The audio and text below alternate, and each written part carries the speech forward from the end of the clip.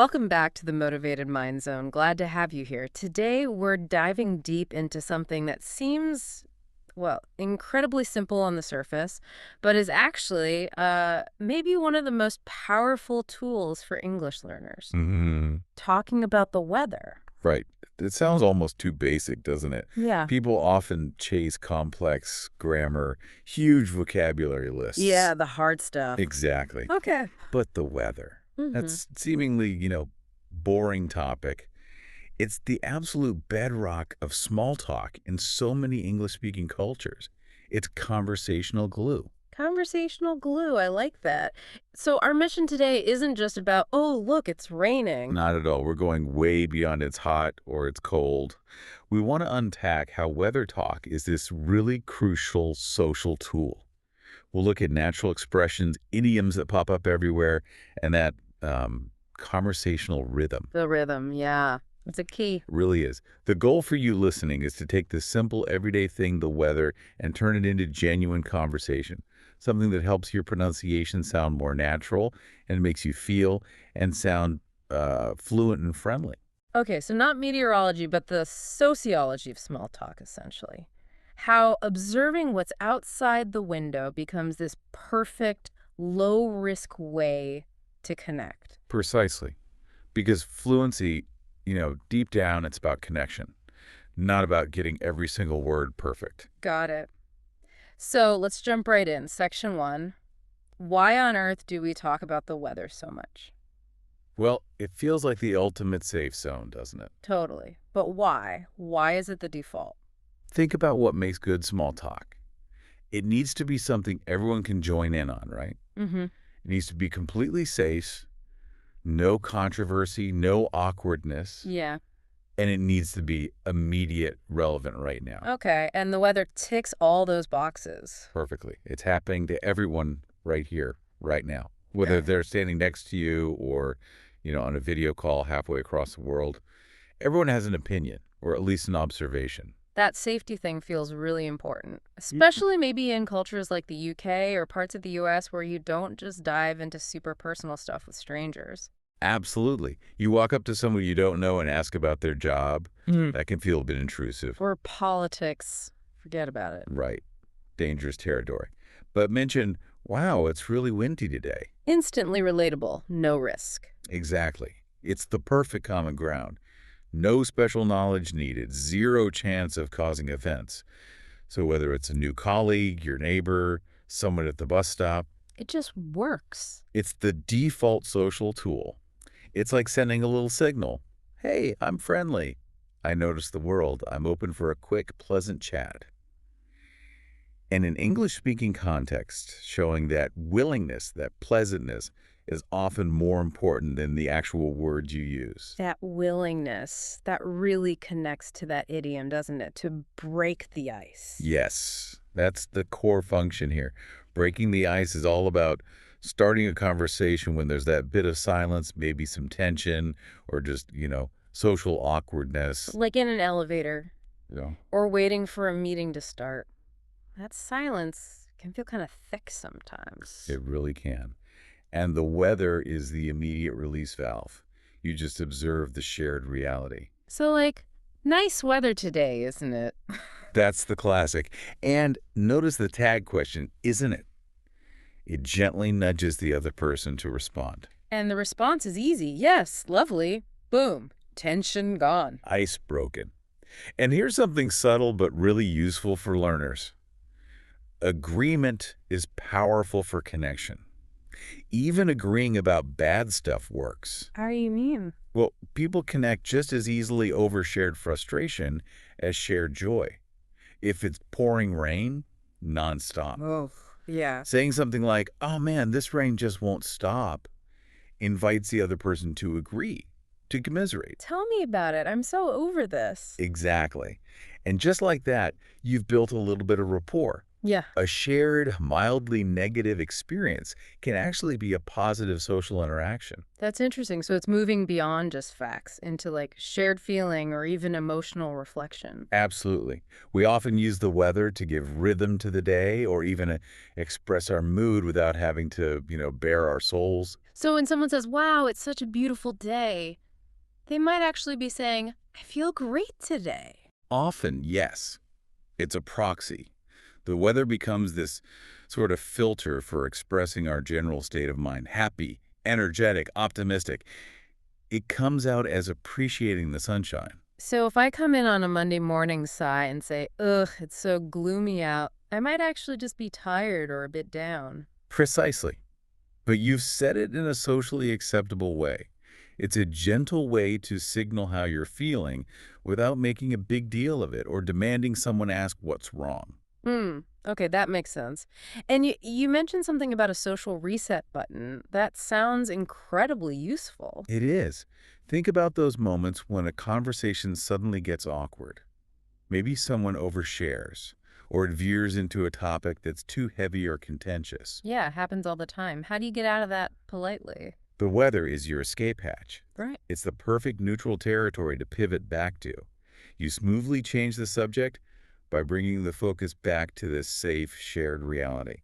So what would that sound like? How do you actually do the reset? You might shift your tone slightly, make it a bit lighter, and say something like, anyway.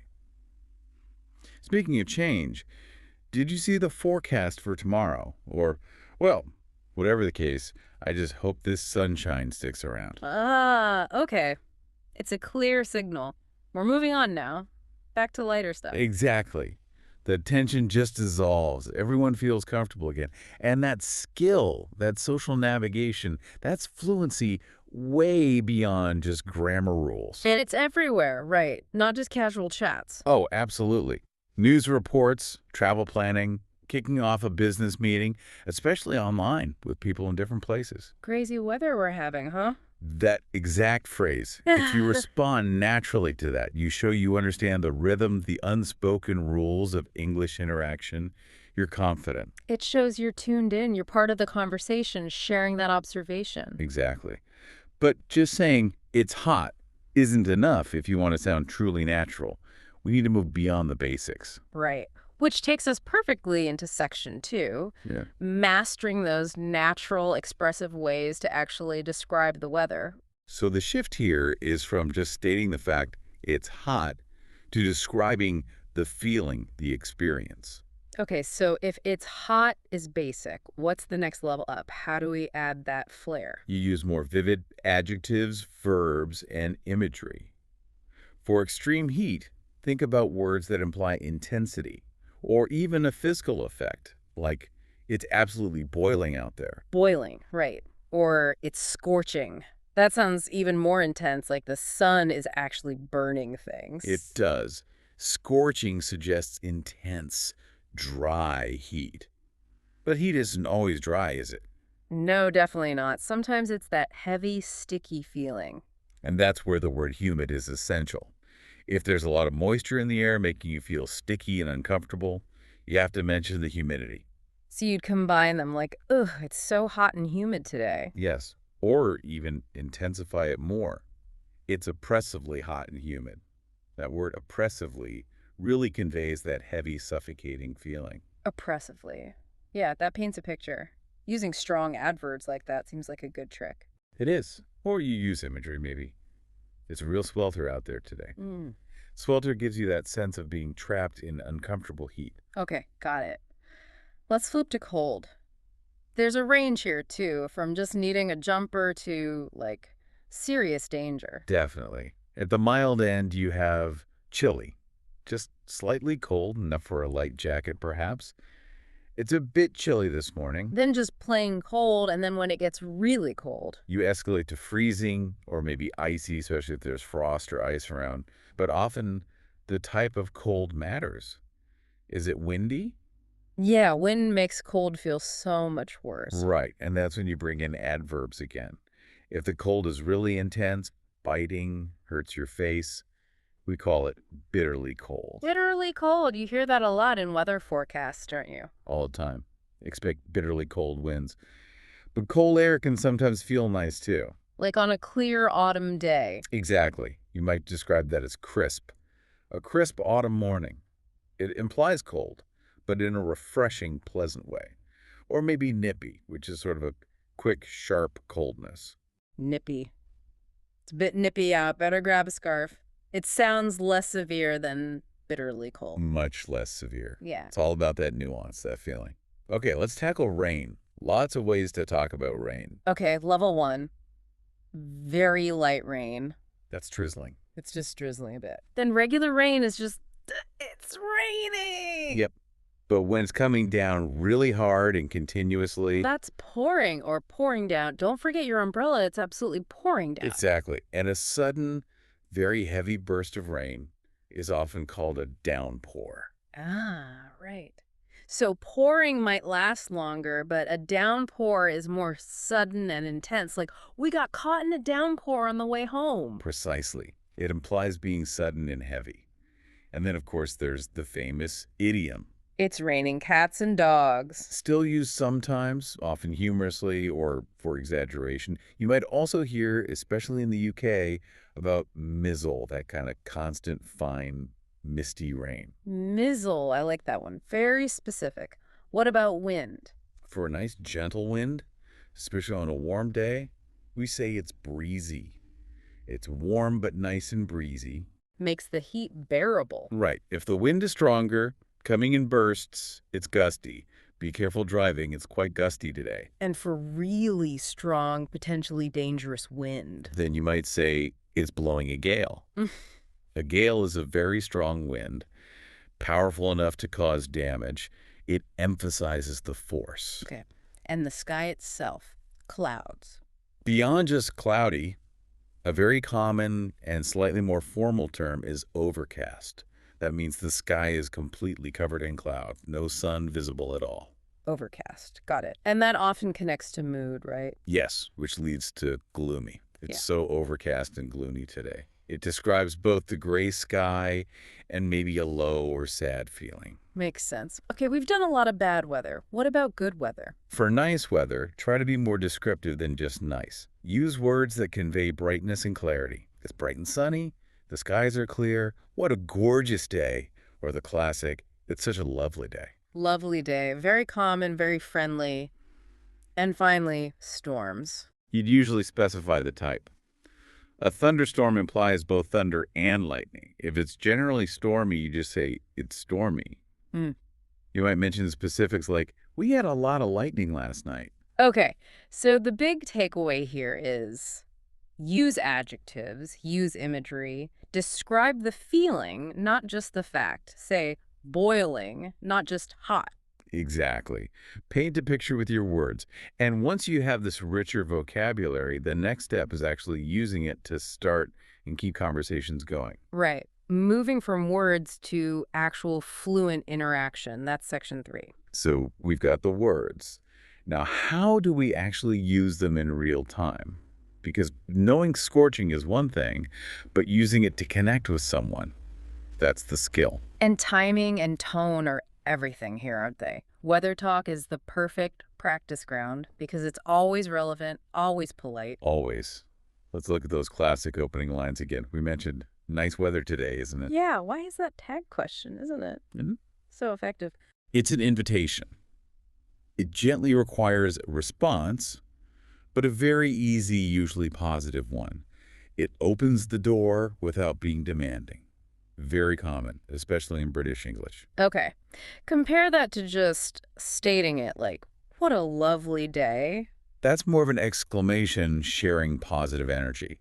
It doesn't strictly demand a reply, but it definitely sets a pleasant tone.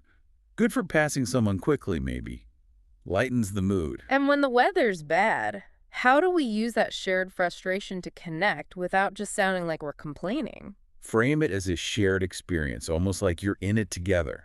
Can you believe this rained? Or, wow, it's been raining solid for 3 days now. It invites empathy, right? Exactly.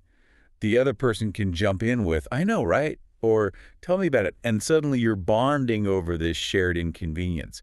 That agreement is really key. Now, responding, if someone opens with a weather comment, just saying yes is a conversation killer. Totally. You need to add a little something. Confirm the fact, yes, Yeah. but also share a tiny bit of feeling or related experience. So if they say, "Brr, it's freezing out," Don't just say yes. Say, tell me about it. I could barely feel my fingers walking over here. Or, I know, I almost didn't want to get out of bed. It adds a human touch. or if it's nice weather, "Finally, some sunshine. I was getting so tired of all that gray." Perfect. You're sharing a reaction, making it a real exchange, not just data transfer. Okay, so we've opened, we've responded. How do we keep it going? We can't just talk about the current temperature forever. Use polite curiosity about the future weather. It's the natural next step and still very safe. Like, did you hear if it's supposed to rain tomorrow? Exactly. Or, are we finally going to get some snow this weekend, do you think?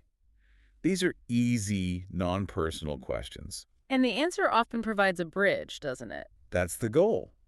If they reply, oh, I hope not, I was planning to go hiking, bang, you're now talking about weekend plans. Weather was just the doorway. The perfect transition. Are there other polite little phrases that help keep things smooth? Yeah, there are some nice touches.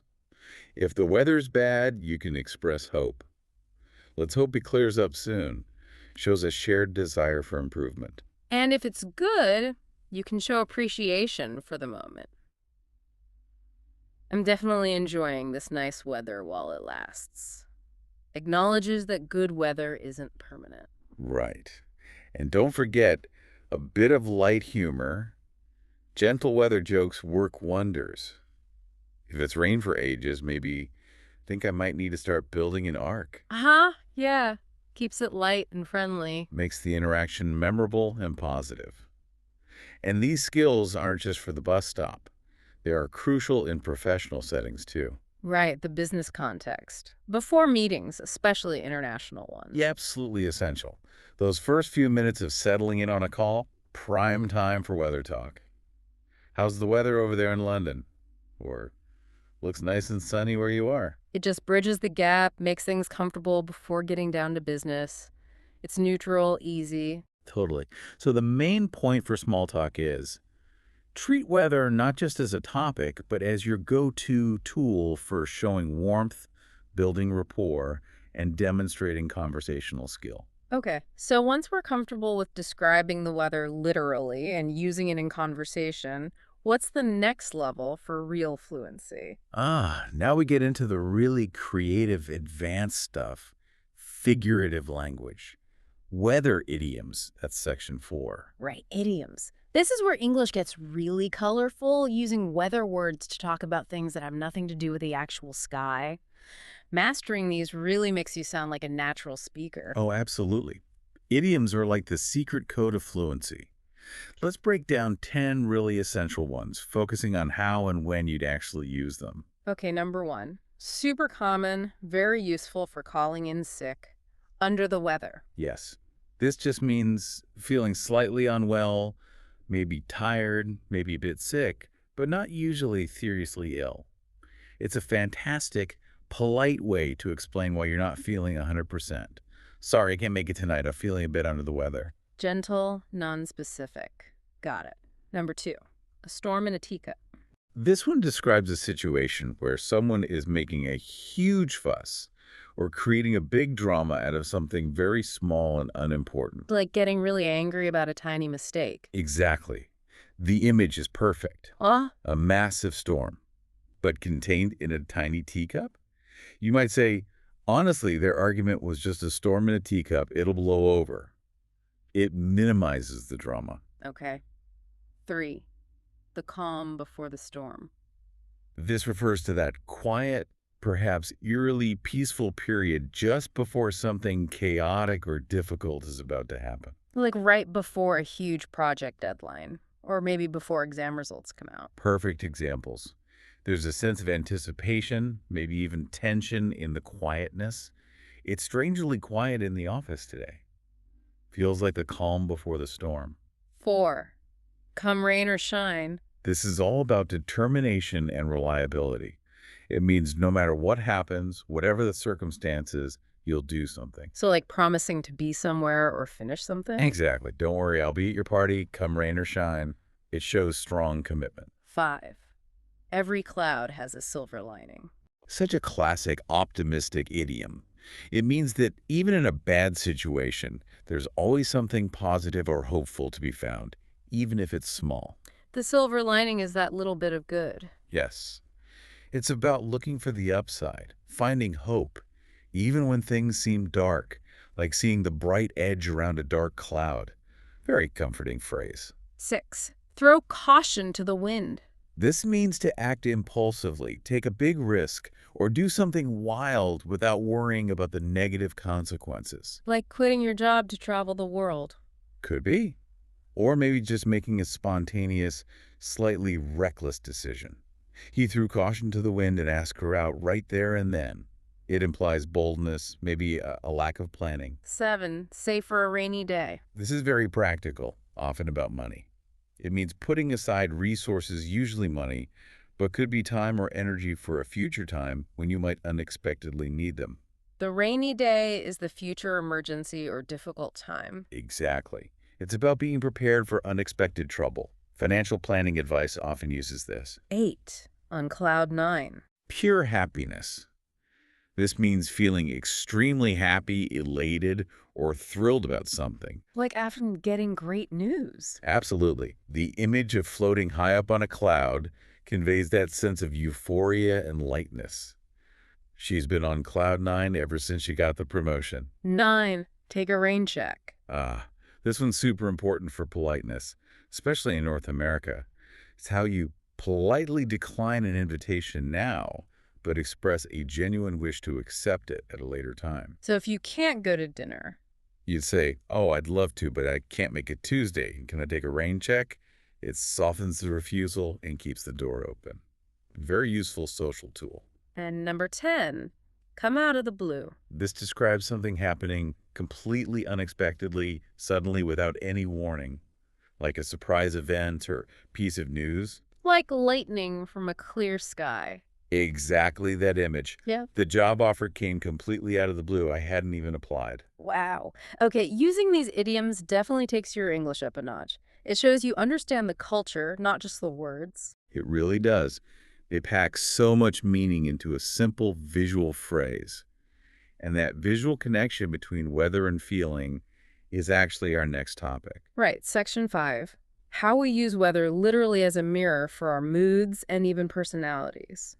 It's fascinating how deeply embedded weather imagery is in how we talk about feelings and people in English. It provides this instant, universal shorthand. Let's start with the happy stuff. Sunshine, brightness. What does that represent? Sunshine almost always represents happiness, hope, positivity, warmth. If you call someone a ray of sunshine, you mean they bring cheer and light into a situation, especially a gloomy one. Or describing someone as having a sunny disposition. Means they're naturally cheerful, optimistic, and friendly. Warm and bright like the sun. Okay, so sunshine equals good vibes. What about the opposite? Clouds, grayness, fog. Those usually represent sadness, confusion, low energy, or difficult times. Saying, I feel a bit cloudy today is a really gentle way to express that you're feeling down or maybe unfocused. Less direct than saying, I'm sad. Much less direct. Similarly, saying, it's just one of those gray days can refer to both the weather and a general low mood. And that idea of enduring difficulty, like waiting for the storm to pass. That's a powerful metaphor. It frames a difficult period, grief, stress, illness, as something external that you're weathering, implying it will eventually end. Okay. What about wind, force, movement? Wind often relates to shock or impact. If you're incredibly impressed or surprised, you might say you're blown away. Her performance just blew me away. Like it literally moved you. That's the feeling. Conversely, a sudden shock or bad news might make you feel like you've had the wind knocked out of you. Emotionally stunned, breathless. Right. And we use temperature a lot for personality, don't we? Especially in professional contexts. Yes, hugely. If someone is unfriendly, aloof, unwelcoming, we describe them as frosty. I tried to suggest the idea, but the reception was pretty frosty. Lacking warmth, which leads to the opposite. A warm person, a warm smile, a warm welcome. It signals kindness, friendliness, approachability. And feeling overwhelmed, like too much work. That's being snowed under.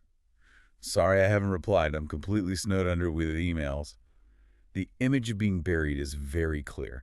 Instantly understandable. What about anger or calmness? Someone who gets angry easily and reacts emotionally is hot-headed. They flare up quickly. And the opposite, someone calm under pressure. That's cool-headed. Logical, rational, doesn't panic. Very desirable trait in a crisis. And intense relationships or arguments. Can be described as stormy. A stormy relationship has lots of conflict and drama. When things calm down, the storm has passed.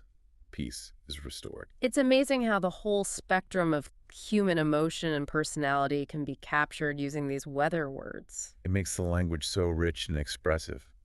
And just noticing these metaphors when you listen in films, songs, conversations, that's a massive step in improving your comprehension. You start to hear the layers of meaning. It moves from just understanding words to understanding feeling and intent. Exactly. It's moving towards truly understanding the art of the language, not just the mechanics. Okay, we've covered the why, the what, the how, and the deeper meaning. Let's bring it all together in our final section, reflection and building that confidence. So if there's one big takeaway from all this, it's that fluency isn't about mastering only the complex stuff. It's often about mastering the simple stuff deeply. Yeah, and weather talk is the perfect example. It seems basic, but using it well is a sign of real, natural, connected communication. If you can chat easily about whether it's drizzling or scorching, and then maybe drop in an idiom like, I'm feeling a bit under the weather, or that idea came out of the blue, you're showing integrated, confident English. So what practical steps can our listeners take, like right now, to start using this? Okay, 3 concrete actions. First, listen and notice. Make it a mini project this week. Pay active attention to how people around you or characters in shows talk about weather. Catch those descriptive words chilly, humid, overcast. Spot the idioms. Are they literal or figurative? Just notice. Awareness is the first step. Okay, step 2. Active practice. You have to actually say the words. Easiest way. Every morning, look out the window and describe the weather out loud. To yourself, to your cat, doesn't matter. But say it in English. Ooh, looks like it might pour later. Or, wow, crystal clear skies today. Get your brain thinking directly in those English phrases. Exactly. Bypass the translation step. And third, start simple connections. Use these phrases actively, even in small ways. Message a friend abroad. How's the weather over there? Respond to their answer with one of the descriptive words. Sounds boiling. Practice initiating. Little and often, it builds the habit. Absolutely. And remember, even a short, simple sentence like, what a beautiful day, delivered with a smile and confidence, can be incredibly effective. It's a social offering. It opens doors. You don't need long, perfect sentences to connect. Warmth and confidence go a long way. They really do. Confidence often grows from mastering these fundamental social interactions. Okay, so a final thought for people to take away and think about. Just this. Yeah. The weather is probably the single most universal human experience. We all share the sky.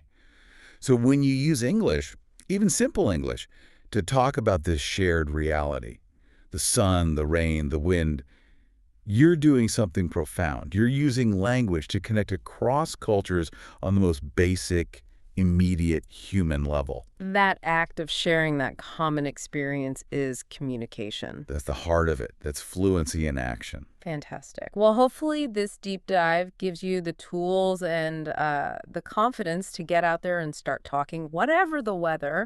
Keep practicing. Keep listening.